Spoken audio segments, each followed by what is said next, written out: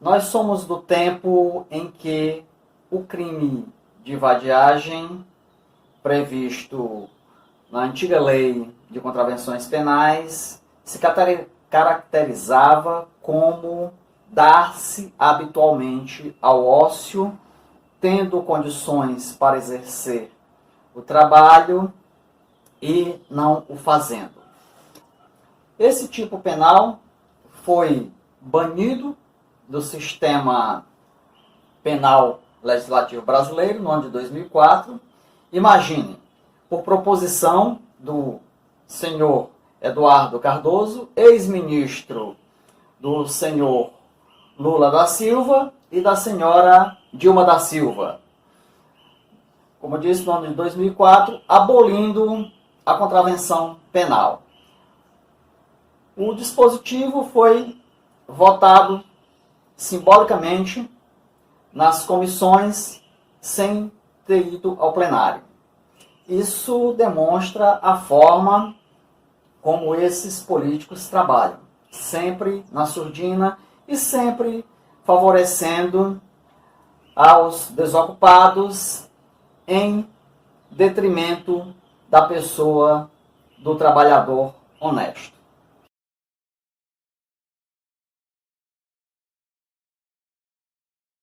Na boca do crime! Uma madrugada de pânico para os moradores da praça. Na boca do crime!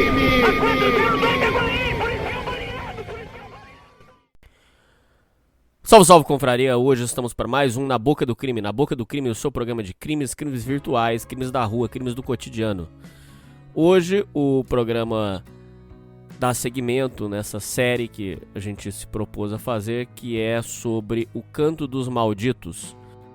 O Canto dos Malditos é um livro que inspirou o filme Bicho de Sete Cabeças.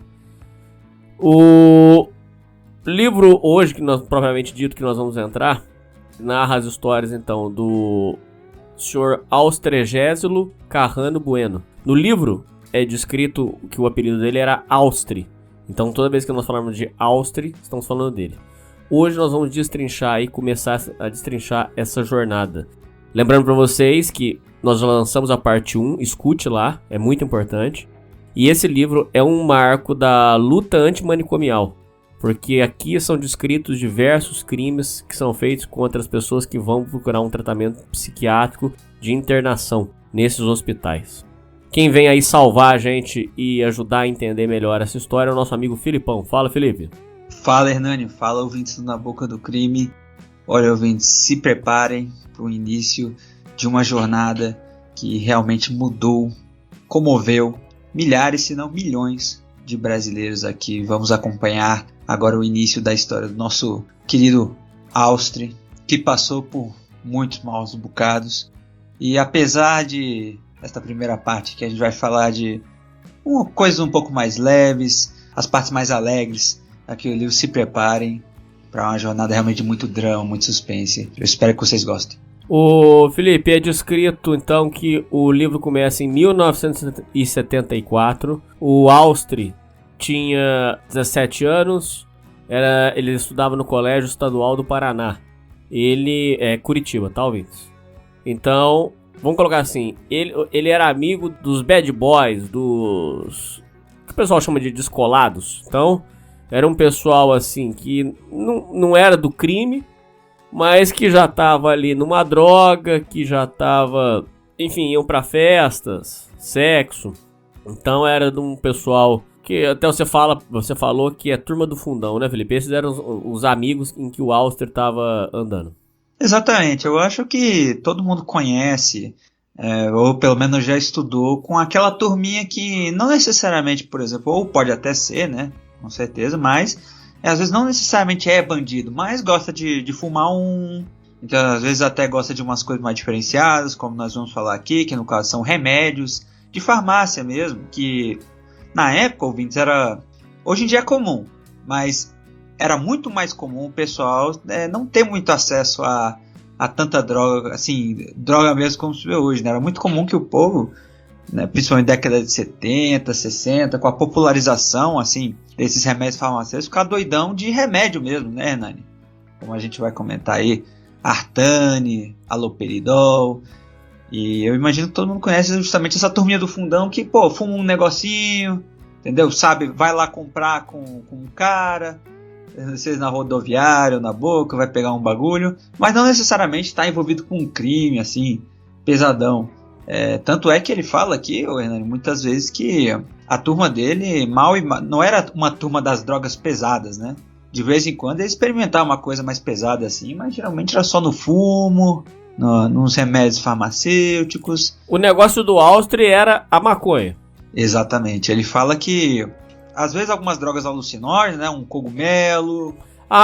Isso é descrito sim, que eles esperavam da chuva e ir pro pasto, porque na bossa da vaca, depois da chuva, aí nasce aquele cogumelo que eles cortam aquilo ali e para fazer o consumo. Pior que isso é verdade mesmo, tem até vídeo no YouTube mostrando como se encontrar, sabia, né? Não, isso você vê como a coisa é fácil hoje em dia. Eles fazem isso mesmo, o Alce pelo menos, ele descreve que ele era uma pessoa muito mais do fumo, ele era muito chegado num fumo, um cigarro, o padrão, e também algumas drogas de farmácia, né? Principalmente Artane e Haloperidol. E também era muito comum, também, que a gente vai comentar mais pra frente, as famosas anfetaminas, né, Nani? Bola. Tá, vamos por parte, pera aí, calma aí. Lá na escola, ele tinha a turma dos amigos dele. Essa turma, então, eles já estavam num consumo de drogas. Naquela época, e ele falava, então, que ele só usava a maconha. E é descrito realmente no livro, tem uma passagem que comenta que em certas ocasiões ele esperava a chuva para ir lá cortar o cogumelo da bossa da vaca. Isso aí realmente. Ele não dava pico e ele não usava as outras drogas, que era o bola e era o Artane.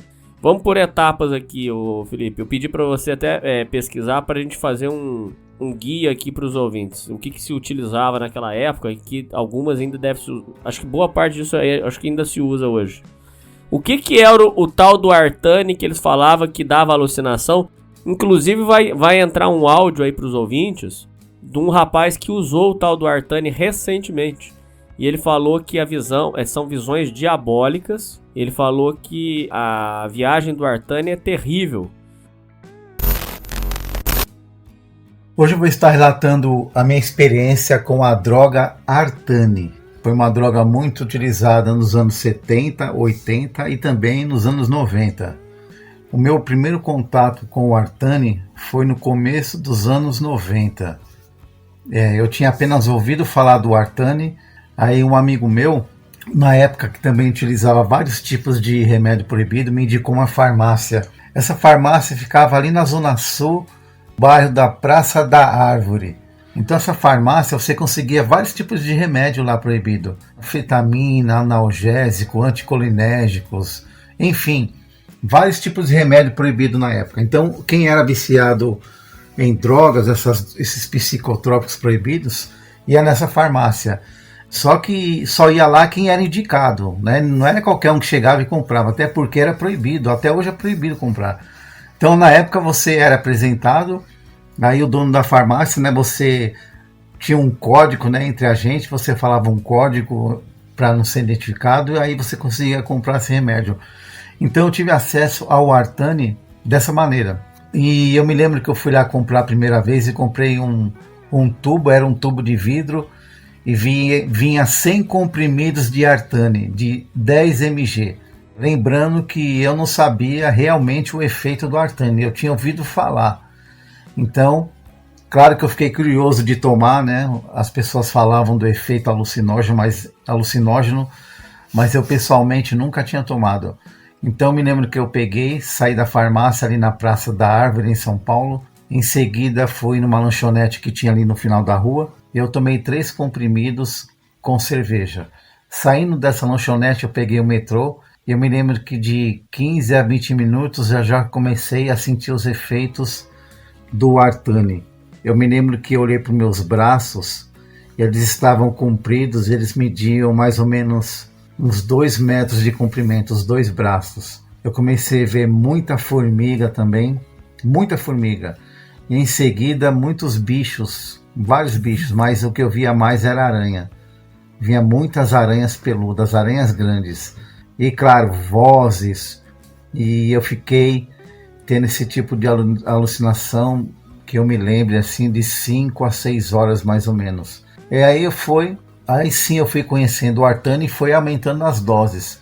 Mas na época eu lembro que eu tomava 3 comprimidos e já fazia um efeito realmente alucinógeno na época. E um dos efeitos também, a boca ficava muito seca, né, que eu me lembro da boca seca, a pupila dilatava e, claro, via muitos bichos e muitas aranhas. Até porque na época, nos anos 80, a gente chamava o Artane de aranha. Então foi essa uma experiência com o Artane. O que é o tal do Artane que os amigos do Austro usavam, Felipe? Então, Hernani, o Artane e o haloperidol, eles são drogas para, principalmente o Artane, são drogas para relaxamento muscular, né? Sei. E nisso, o abuso desse tipo de droga, na época, principalmente, que eu imagino que era mais popular, justamente por quão fácil era obter, leva a alucinação, delírio.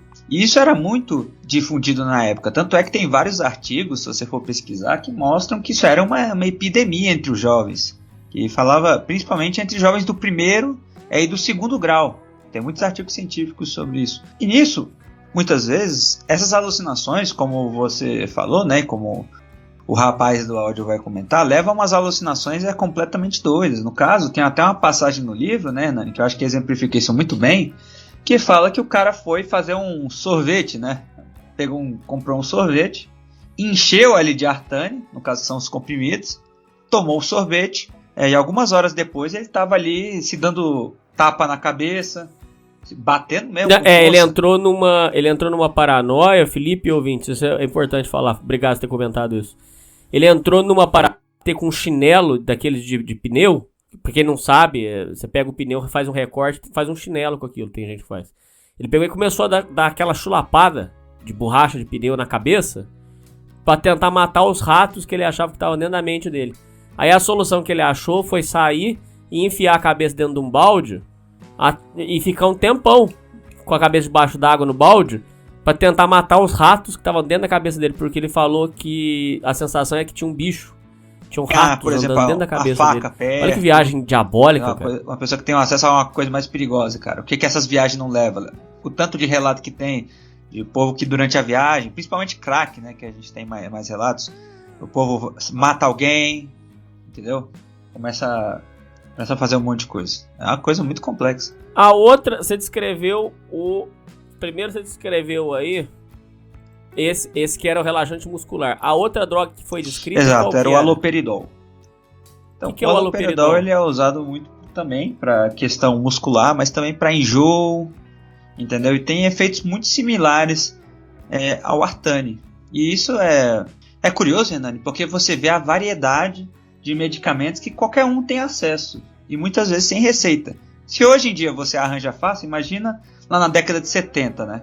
O cara, literalmente, são várias passagens, principalmente no início do livro, em que o Auster, ele comenta que os amigos dele, muitas vezes eles não mexiam com pico, com coca, com coisa mais pesada, porque eles faziam tudo na maior limpeza. Que eles só iam ali na farmácia, estocavam de Artane, haloperidol.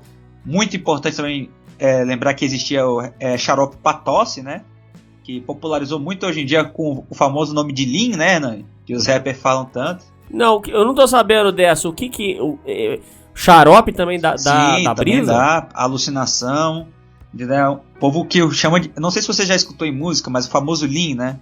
Tem muita música que fala de Lean, que é o seguinte. O povo, ele pega esse xarope pra gripe, pra resfriado, pra tosse, e coloca um refrigerante, cerveja, vinho... Entendeu? E bota em quantidades bem grandes, justamente porque dá uma brisa, pode dar alucinação, euforia, o cara fica doidão mesmo, entendeu? E é muito fácil de se obter. Veja só esse jovem depois de usar essa substância, como ele fica bastante norteado, segurando a língua, dizendo que a língua está embolando. Mas vai chegar certa hora, você vai ouvir que tem uns colegas que estão ao redor dele que falam que o gordão era bastante gente boa, que é ainda, mas está se destruindo usando esse tipo de coisa. Aí, ó. Só a droga que tá fazendo com você, Tá enrolando, gordão? Aí, ó. K9, o que tá fazendo com os caras aí, ó. O moleque era firmão, ó. Para de usar essas paradas, nós fala pro seu bem, parça. Não tá mulando você não aí, ó. Segurando a língua, ó, falando que vai enrolar, ó. Popularizou muito lá nos Estados Unidos e veio aqui pro Brasil.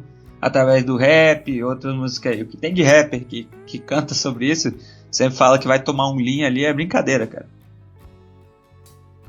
Mas esse xarope é xarope pra tosse? Como que... Você sabe o processo disso da brisa? Como é que Cara, é? O processo exatamente eu não sei, mas eu sei que é muito similar nesse aspecto aos outros, que justamente o que o povo descreve é que, que pode dar alucinação quando em altas quantidades, né? Se eu não me engano, é porque muitos desses xaropes eles são à base de codeína, né?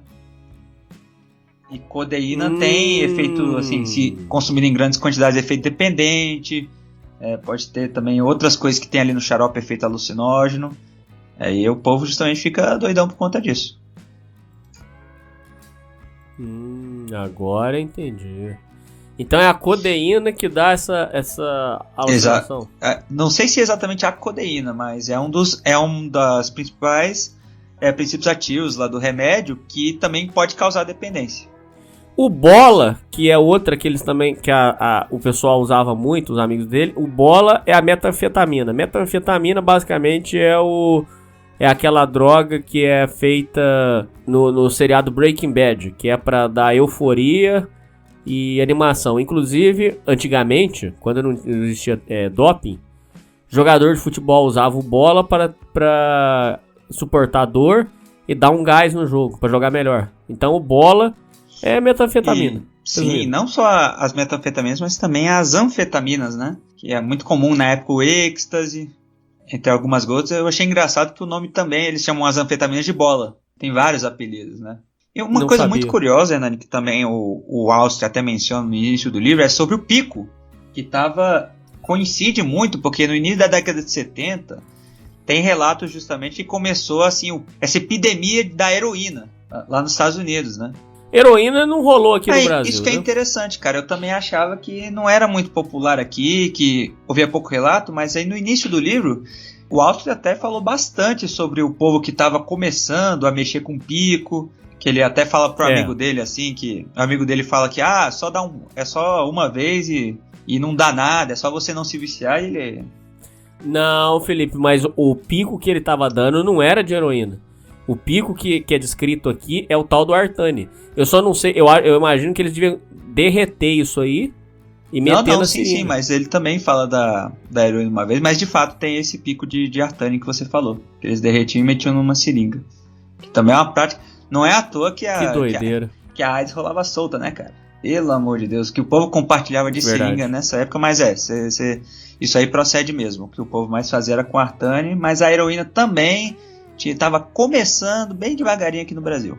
Bom, aí é descrito que então o Auster e os amigos dele então tinham essa rotina aí de droga. O Auster só fumava o Banza, e é descrito realmente numa passagem aqui a questão do cogumelo. Ele falava que não dava pico justamente porque era uma parada muito forte. Enfim, essa era a rotina do Auster. Ele tava no segundo, ele tava indo pro terceiro ano.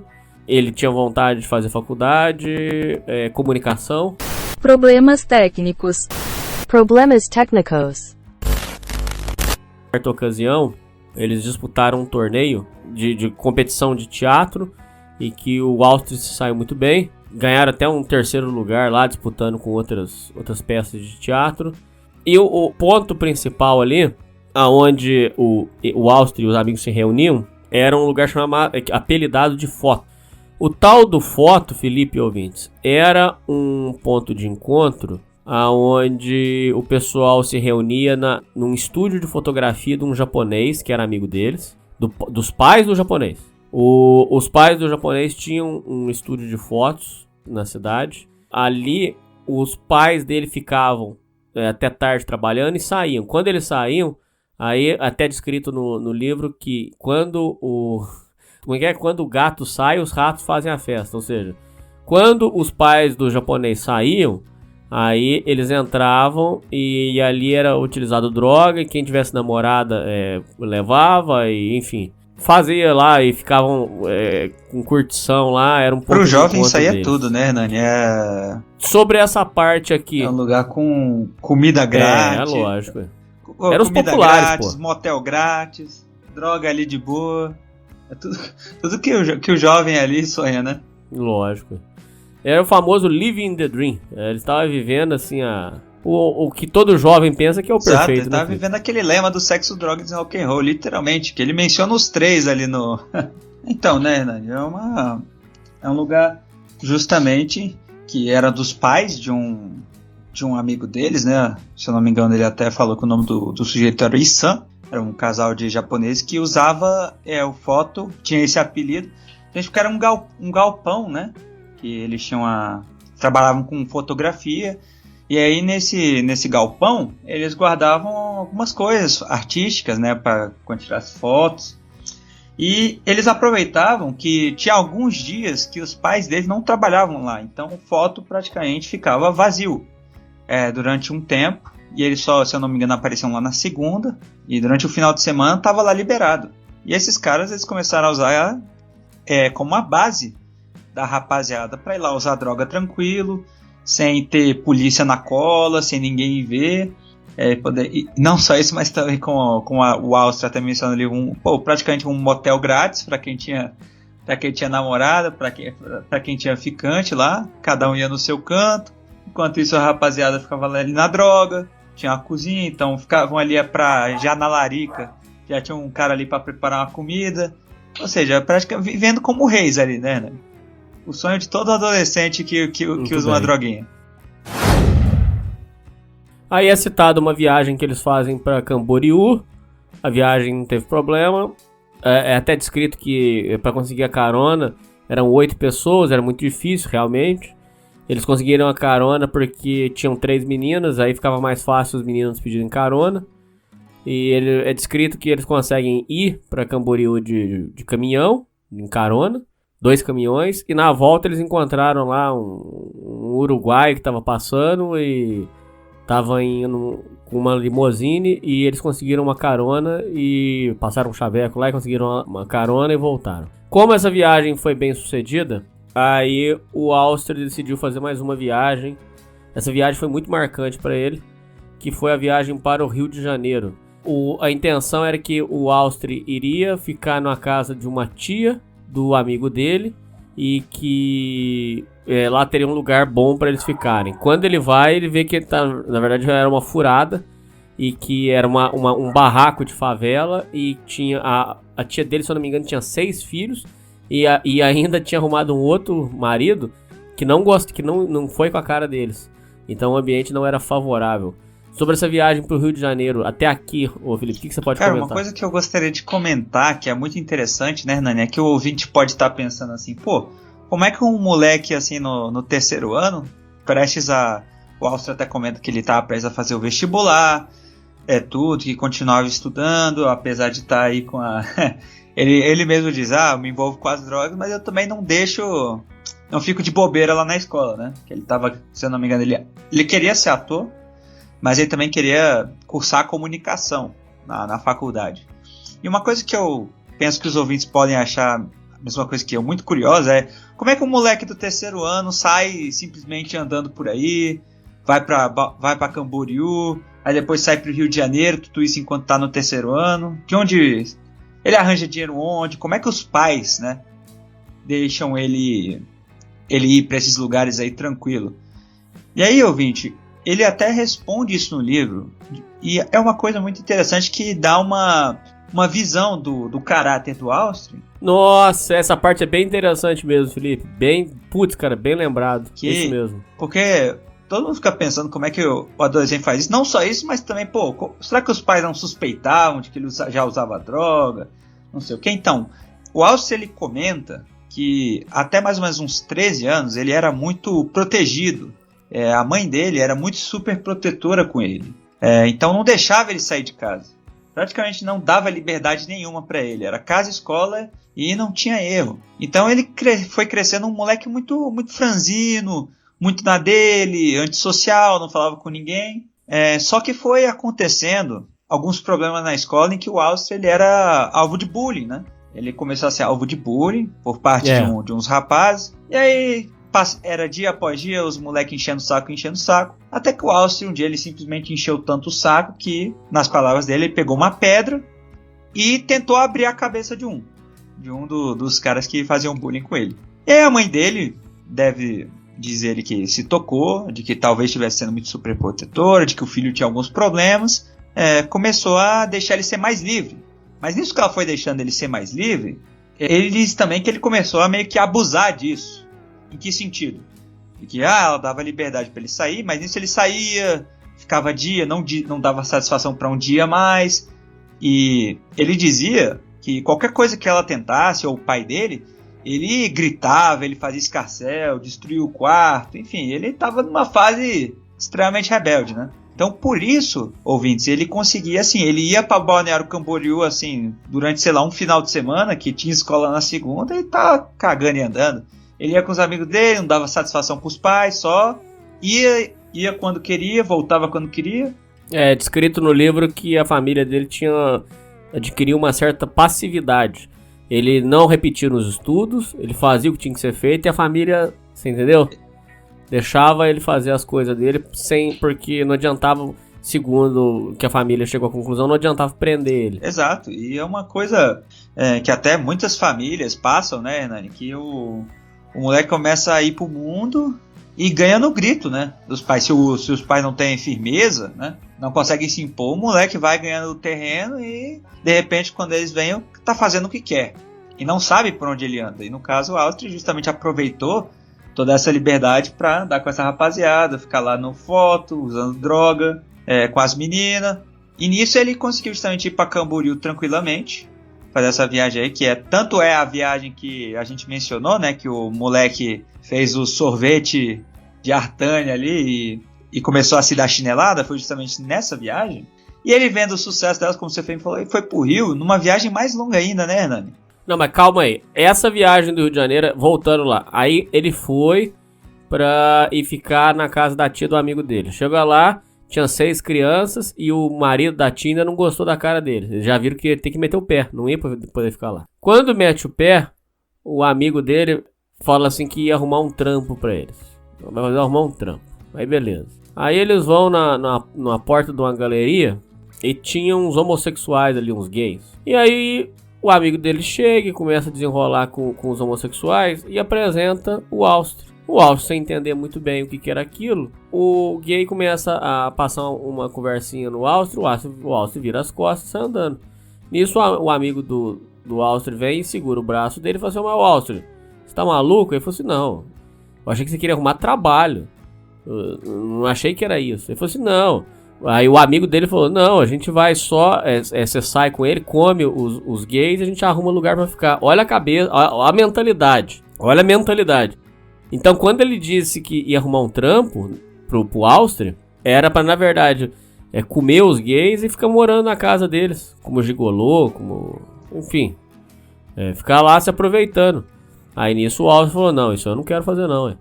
Então aí teve uma briga entre os dois. Ele falou assim: então beleza, daqui pra frente cada um por si, vamos pegar as bolsas aí, pegar as mochilas, acabou, é cada um por si. Se você quer ir fazer isso aí com os gays, lá é pra você, eu não quero fazer isso não. Ele se separa do amigo e aí ele vai literalmente mesmo para as ruas do Rio de Janeiro. Por quê? Por que ele foi para as ruas do Rio de Janeiro, ouvintes e Felipe?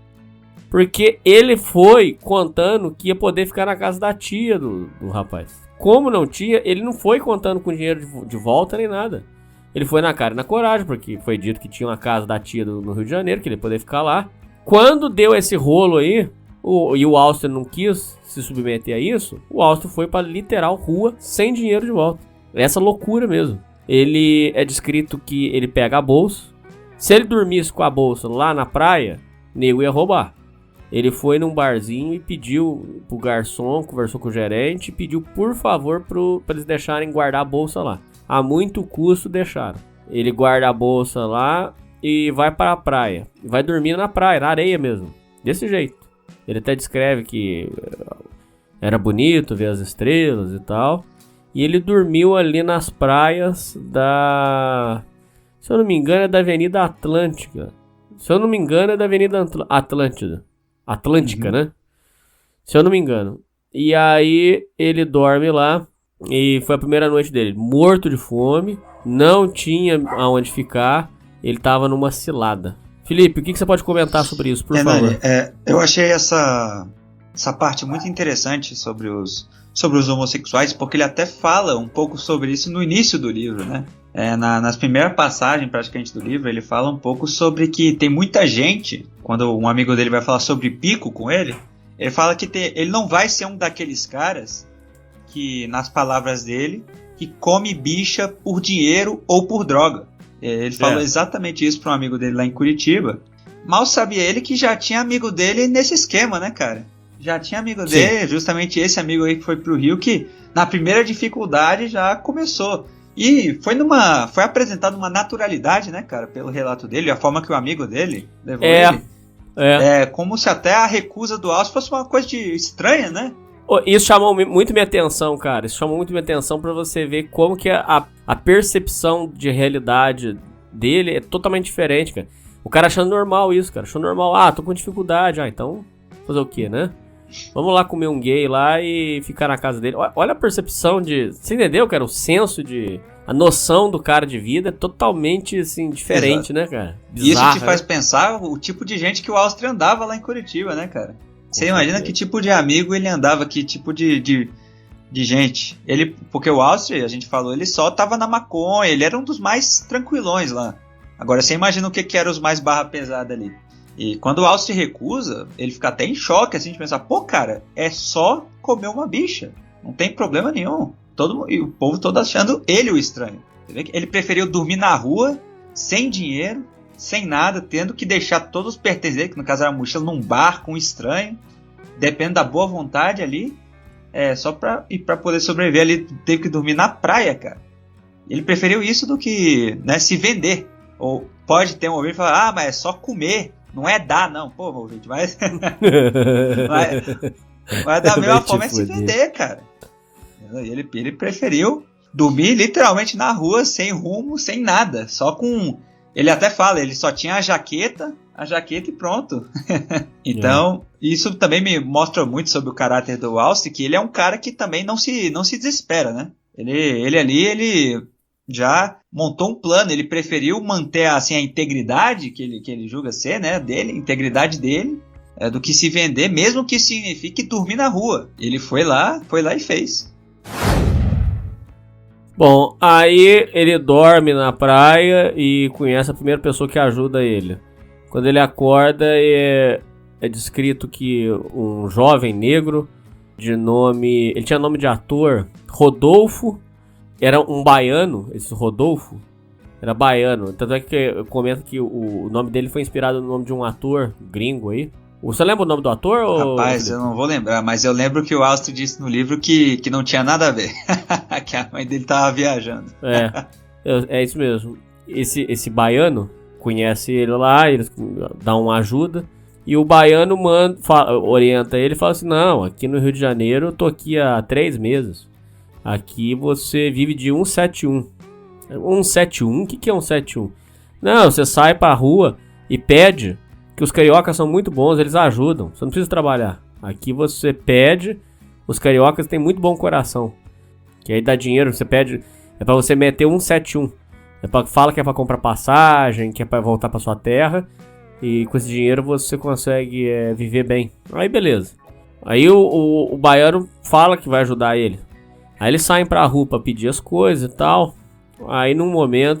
lembrei o nome do ator, é Rodolfo Valentino. Pode pesquisar aí o ouvinte se quiser. O nome desse baiano, o baiano é inspirado... O nome do Rodolfo Valentino é inspirado no nome de um ator.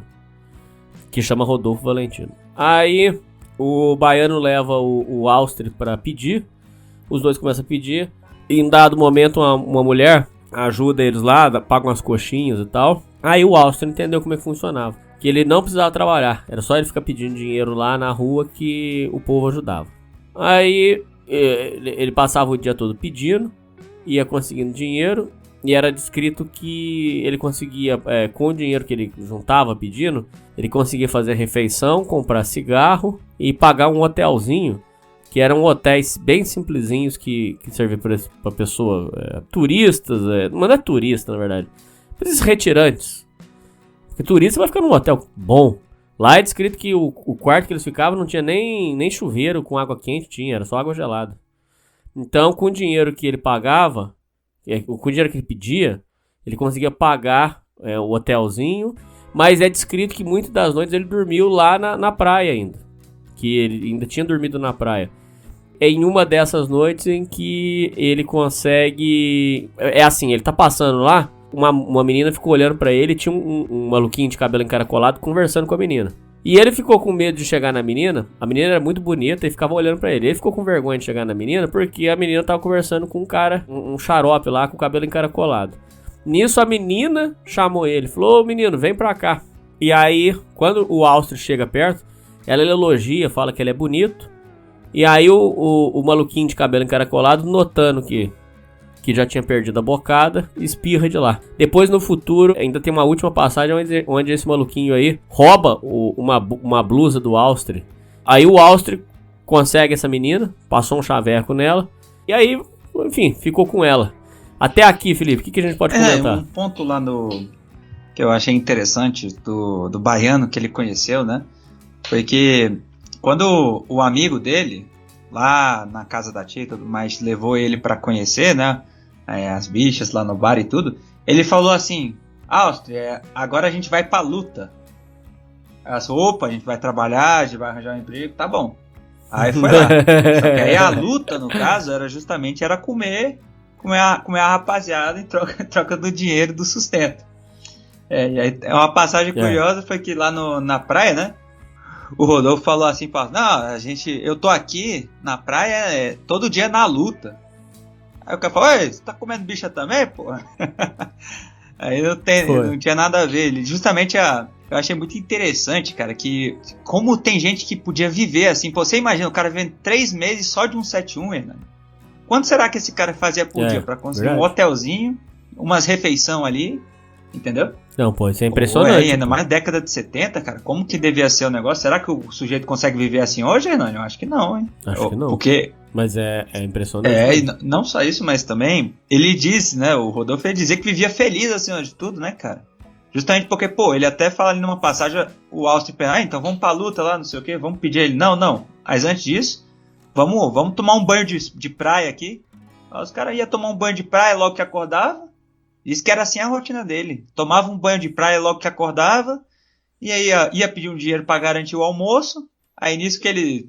Justamente você relatou, né? Que o Austro foi pedir uma grana pra idosa. Ele ainda falou assim: Hernani, não, agora que a gente comeu, agora a gente pode tirar uma soneca. Assim, pô, o cara tinha um vidão, né? Dadas todas as condições. Pelo diálogo que o Austro mostra pra gente, eles têm uma paz, cara, sem desespero nenhum, sabe? Ele passa tanta confiança que ele vai conseguir a grana, que ele vai conseguir ali o alimento de cada dia, que você realmente não duvida nada que ele tá vivendo uma vida, aqui na concepção dele, é uma vida feliz, né?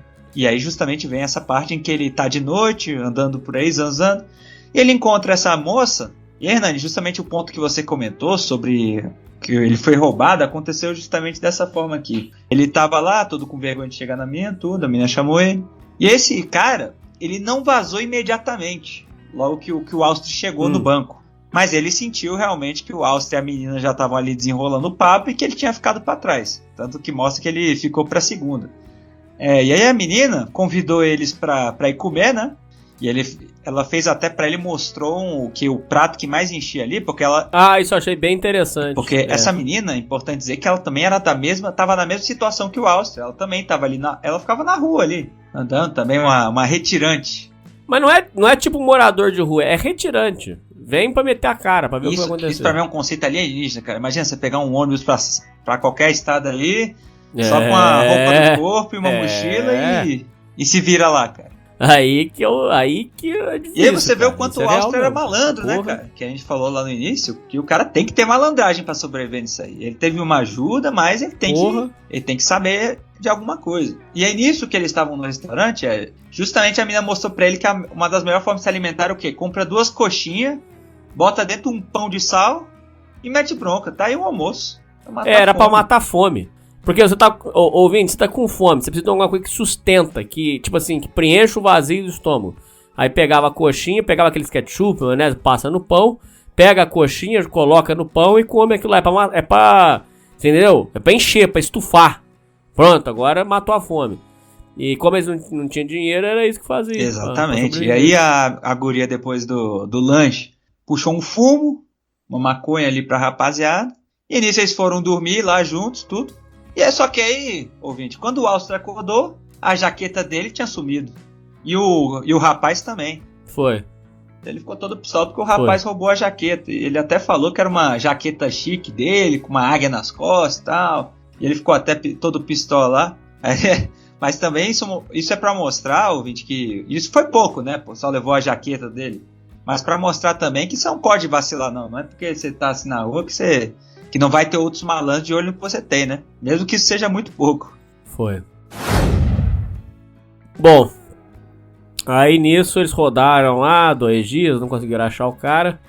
Aí um dia tava andando por lá, ele encontra uma menina que era de Curitiba, que já conhecia ele.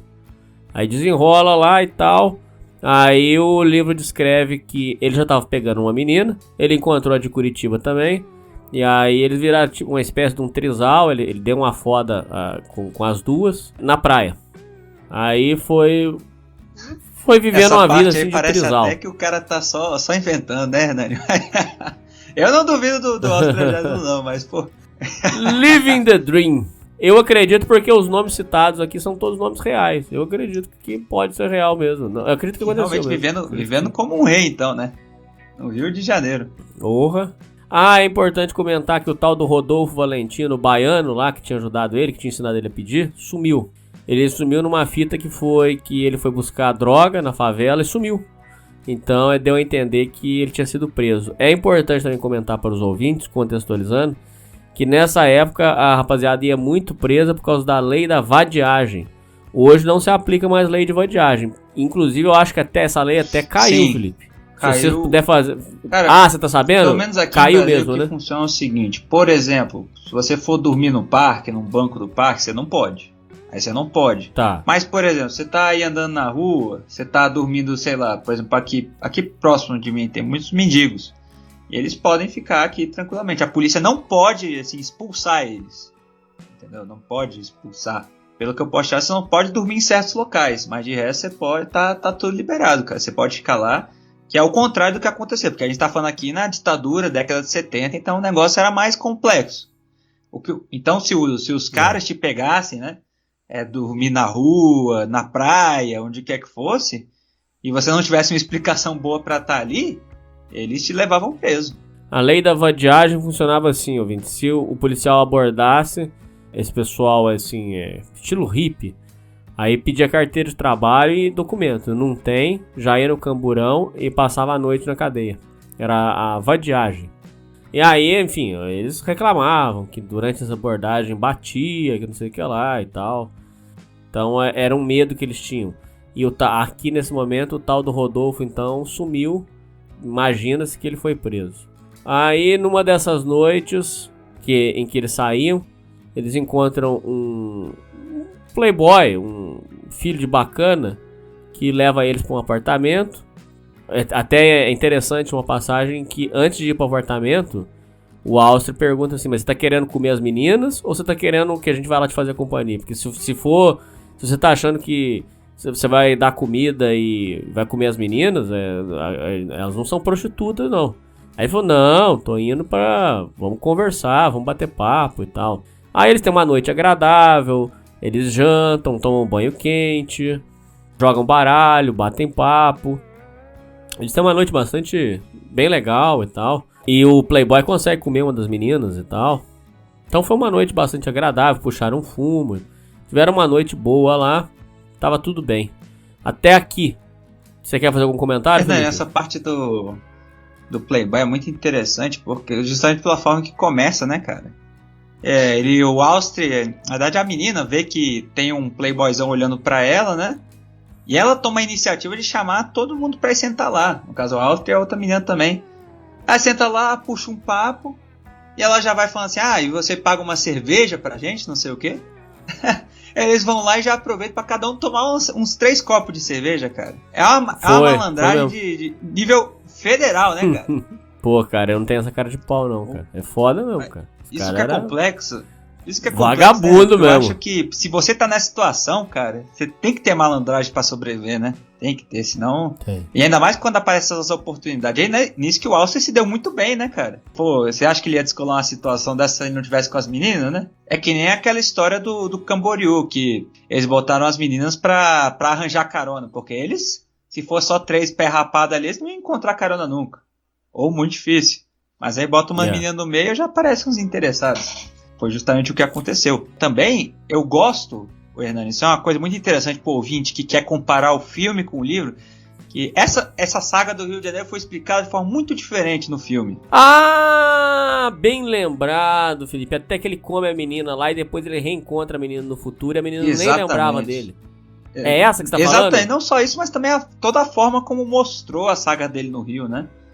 Tirou muita parte da malandragem ali e mostrou de uma forma muito diferente, como se, por exemplo, a casa do Playboy é na realidade uma casa hippie comunitária que ele foi, pra ficar fumando maconha e conversando filosofia o dia inteiro. Não mostra a parte, por exemplo, de conhecer até mostra, assim, dela pagando um lanche pra ele, mas não mostra, por exemplo, ele dormindo na praia, mostra uma parte, assim, dele conhecendo o Rodolfo. É curioso você ficar vendo essas diferenças do livro e pro filme. E também essa parte de que a menina, no final do filme, teve uma importância maior, né? Ele reencontra ela depois de tudo já ter acontecido e tudo mais, ela nem se toca de quem ele é depois de todos os ocorridos. Essas liberdades poéticas que o filme vai tratando, que até o Austin menciona um pouco isso quando fala sobre o filme, né, nas entrevistas, que alguma coisa foi mudar, mas tudo sob supervisão dele. Bom, Felipe, aí é descrito então que eles saem da casa do Playboy na manhã e pretendiam voltar à noite, beleza. Eles saem, é descrito também no livro que eles começaram a pegar uma malandragem de saber pela cara da pessoa. Isso aí é muito interessante. Eles sabiam pela cara da pessoa se a pessoa ia dar dinheiro ou não. Isso, para os ouvintes aí que interessarem, dizem que quando você tá andando na rua e você olha no olho do pedinte, ele sabe que, tipo assim, é como se você permitisse que ele fizesse uma abordagem. E o oposto, se você não olhar na cara do pedinte, então ele não se sente autorizado a vir falar com você. Então, eles já sabiam, mais ou menos, pra quem pedir, pegaram a malícia. E aí eles fizeram um bom dinheiro e tal, e foram curtir à noite, nos barzinhos lá e tal. Aí nisso, a polícia chegou, abordando todo mundo, todos os hippies, todo aquele povo ali. Aí chegaram, pediram carteira de trabalho, ele não tinha, porque ele era menor. Falou, a gente é menor de idade. Falou, não, então eu quero carteirinha de estudante. Aí começaram a procurar lá e não acharam carteirinha de estudante. Aí nisso a polícia pegou e meteu eles tudo no camburão. Essa parte é interessante traçar um paralelo, porque hoje, menor de idade é enjoado. Não pode prender junto com o maior, é toda uma novela, né? E até acho que é justo mesmo, porque senão os maiores é judiar muito época não tinha frescura, da molecada. Né? Era todo mundo junto ali. E não tem chororô. Todo mundo junto. E aí chega lá na delegacia, tentaram explicar, o delegado não acreditou. Meteu todo mundo na cela, junto com... Assim, eram celas individuais, mas todo mundo foi preso no mesmo segmento lá, junto com outros criminosos, mas em celas individuais. Ninguém judiou deles, não. Ah, não, judiou sim, mas porque o Auster também foi trouxa. Aí, Felipe, o Auster pega, ele começa a fazer palhaçada. Aí, beleza, ó, atenção, ouvintes. Então, por causa da lei da vadiagem, lembra, ouvintes, que a gente explicou? Ouvintes, vocês têm que prestar atenção em tudo que a gente fala aqui é importante. Então lembra da lei da vadiagem? A polícia abordou eles. Eles não tinham carteira de trabalho e também não tinha carteira de estudante. Então o delegado presume que tá fazendo vadiagem. Aí pegaram eles, meteram num camburão e prenderam. Aí o Auster, revoltado com a situação, revoltado em estar preso por não ter feito nada, o Auster começa a gritar e dá o chilique dele lá. E aí ele até nem pode falar isso aqui, mas no livro é descrito que ele chamou o guarda de vários nomes racistas, que não dá nem pra repetir aqui. Ô Felipe, por favor, conta a parte em que o Austri, ele tava preso lá na cela e ele começa a insultar o guarda. Cara, o que aconteceu? eu imagino que primeiramente deve ser muito desesperador, né? Você tá com uma história completamente mirabolante, que era a verdade. Você imagina você explicar pro delegado que você é um cara lá de Curitiba, pegou um busão, veio aqui com a cara e a coragem, e tá só aí aproveitando a vida nas praias, com as meninas ali e tudo. Pô, o cara vai achar que você só vai te chamar de vagabundo e pronto, você não tem nem defesa. Não tem pra quem ligar, eles não vão se interessar. O Alcio até falou, não, mas eu sou estudante ali do colégio tal, lá em Curitiba. Aí como é que o cara não tá interessado em confirmar isso? Vai ligar lá pra Curitiba? O estudante aqui é aí mesmo? Não. Ele vai te tacar na cela ali pela noite e pronto. Entendeu? E foi justamente o que aconteceu. O Austro ficou ali na cela, só que como você falou, né, ele foi muito trouxa, foi muito cabaço lá dentro. Porque o que acontecia? A maioria da rapaziada lá ficava o quê? Quieta, justamente pra polícia ali, que isso é outra coisa, né? Na época da ditadura também não tinha esse negócio de direito do adolescente lá, não sei o quê, vai ficar todo mundo bonitinho, não tem agressão, não tem nada, não. Os guardas, se você fizesse chilique, fizesse merda, eles te davam porrada, te humilhava, e na maior naturalidade, né? Então ele foi muito cabaço de ficar dando chilique lá. E o que era o chilique? Ele ficava gritando seus merdas, seus filhos da puta, e como você falou também outros insultos aí que ele não pode repetir aqui, de ficar lá provocando. E ficar provocando. Tanto é que os companheiros das outras celas lá ficaram gritando, começaram a gritar começaram pra ele, gritar falar de que volta. começar a zoar ele, falando, cadê minha mãe? Eu choro, mandar ele tomar no cu, para ele parar, porque aí os guardas vão ali bater neles, enfim, que ele vai fazer merda e tal. Aí ele não escutou, continuou, até que uma hora o guarda ali encheu o saco, e aí vem um castigo até curioso, né, que ele pega um balde de merda, que o Austri disse que não sabia o que era, né? Merda, urina, né? Água, tudo misturado, e joga em cima do Austri, um balde inteiro disso, e ele ficou lá a noite inteira com merda e mijo. Noite? Se fosse noite tava bom. Ele ficou. Todo mundo saiu com 2 dias. Os outros ficaram 2 dias presos. E o Alcio ficou 4 dias preso.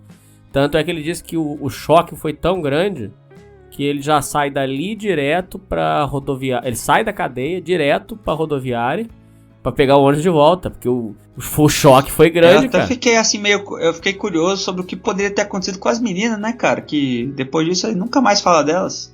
Interessante. Aquela menina de Curitiba que ele falou que conhecia lá, ela também nunca mais falou, nem nada. O que será que aconteceu? Mas só o Alcio sabe. Boa pergunta.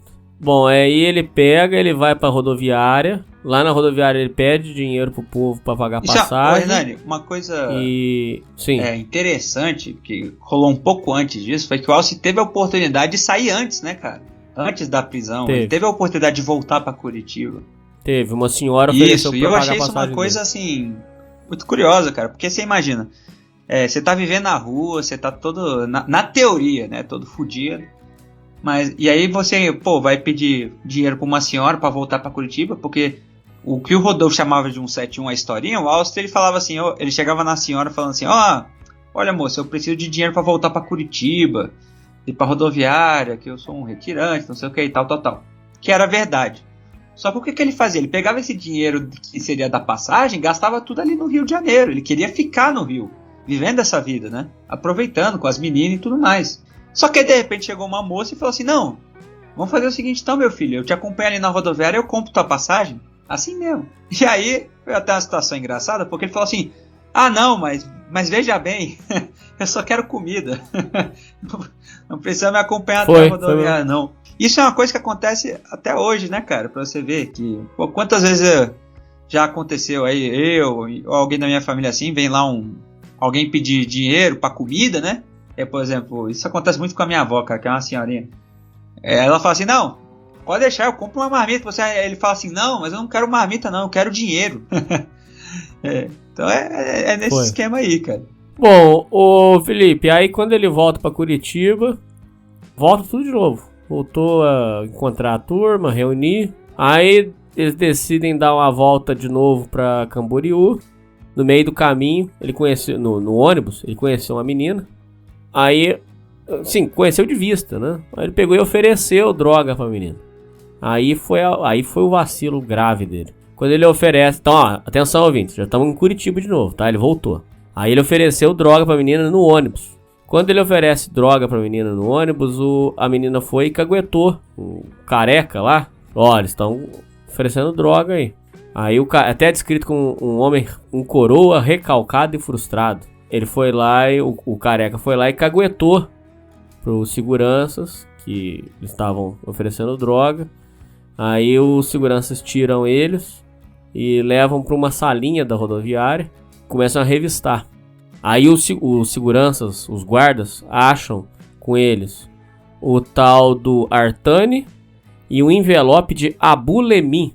Nem sabia que existia isso. O que é envelope de abulemim? Você sabe, Felipe? Ih, rapaz, esse aí eu nem sei o que é, cara. Então, os guardas encontram o Artani e o abulemim e falam pra eles que vão levar eles pra falar com o tal do comandante japonês. Esse japonês que era um comandante muito bravo, muito linha dura, que colocava maconheiro no pau de arara.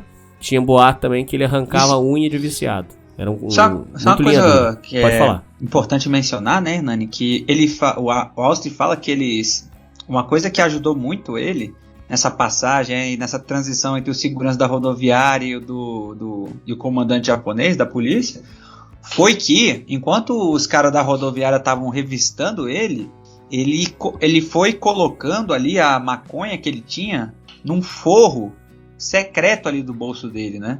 Bem fundinho ali no forro para os caras não pegar a maconha. Porque se pegassem ele com maconha, aí sim o negócio ia ficar complexo. Ele ia direto pro japonês, pro pau de arara, para levar porrada. Só que ele falou que justamente para evitar isso, ele colocou ali bem num forro especial que ele tinha feito ali numa outra jaqueta dele. E aí ele conseguiu com que os caras só encontrassem os comprimidos. E aí quando eles perguntaram sobre os comprimidos, aí ele falou assim, não, isso aqui é pra dor, não sei o que, dor muscular, que eu sinto, não sei o que, eu preciso do remédio e tal. E aí os caras comprou a dele, mas mesmo assim, por eles terem sido acusados de oferecer droga lá, eles foram levados pra polícia. Mas sem a acusação de estar com maconha, né? E disseram que não encontraram maconha nenhuma. Isso é muito, muito comum, né, cara? Isso me lembrou muito o negócio da adolescência, de amigo meu falando assim, que esconde quando tá fumando, né? E aí aparece polícia, os caras escondem de todo lugar, cara. Impressionante. Tem gente que esconde no sapato, forro ali secreto tem no bolso da calça, do casaco, da mochila. Ou que pega o negócio só e joga longe, lá na puta que pariu, pra ninguém encontrar. É desse jeito mesmo. Foi, é isso mesmo. Bom, Felipe, então, por enquanto, acredito que a gente para aqui. Bom, só pra gente finalizar essa parte. Então eles são pegos pelo tal do comandante japonês. Ele colocou os 4 para dormir numa cela. E na manhã seguinte, então, o japonês foi falar com eles. Era um comandante muito linha dura. O comandante falou que já estava de olho neles. Sabia dos encontros que eles faziam lá no estúdio de foto. Sabia que lá estava rolando droga. Deu um acelero neles. Chegou a chutar um dos amigos do Áustria. Falou, já tô de olho em vocês, já tô sabendo o que vocês estão fazendo. Aí, como você disse muito bem, o comandante falou, a sorte de vocês é que a gente não achou droga. Por que o comandante falou isso? Porque o que ele queria achar era a maconha. Como ele achou remédio, o Áustria meteu um louco e falou assim, não, isso aí é remédio pra mim, eu tenho problema de nervo. Aí o comandante falou, larga de ser palhaço, rapaz. A gente sabe que não tem problema nenhum. Isso aqui a gente sabe que você tá usando droga. Vocês estão usando isso aqui pra se drogar. Aqui não tem nenhum palhaço. Mas a sorte de vocês é que a gente não achou maconha.